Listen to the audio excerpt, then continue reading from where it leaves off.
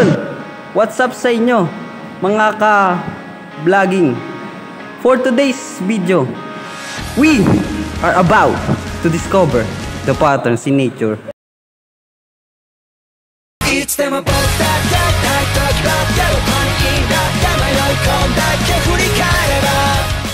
But first and foremost, ano nga ba ang pattern?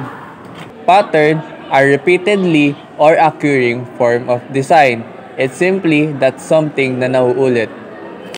Patterns in nature naman ang tawag sa mga visible regularities in form found in the natural world.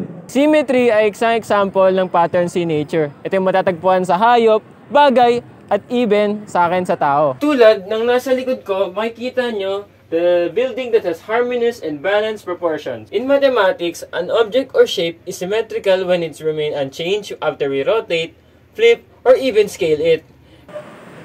Next slide. Spiral naman ang tawag sa curve na nagmula sa isang point na lumalayo habang umiikot ito sa punto. Next slide. Ang meander ay isang serye ng mga regular na paikot, ikot na kurba sa channel ng isang ilog, sapa o iba pang daloy ng tubig. Pangilang example na to, pangatlo na.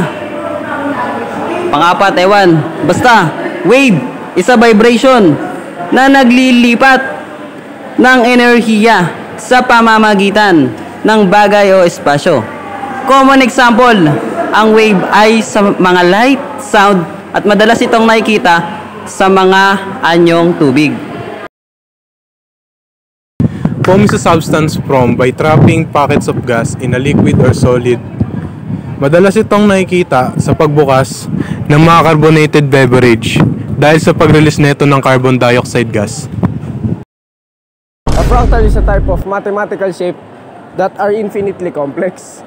In essence, a fractal is a pattern that repeats forever and every part of fractal regardless how zoom in or zoom out you are. It looks very similar to the whole image. A tessellation is a type of pattern made of repeated shape that is fitted together without any overlaps or gaps. Tessellation can be found on honeycombs, pineapple, and various animals including dragonfly, snakes, and giraffe. Affine transformations.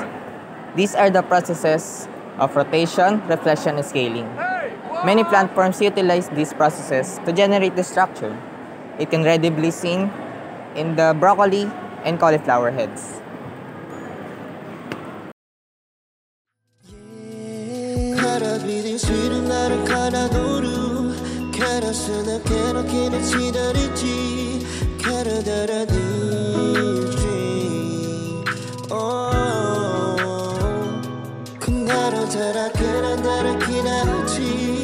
Conocí la pena que era de la luz,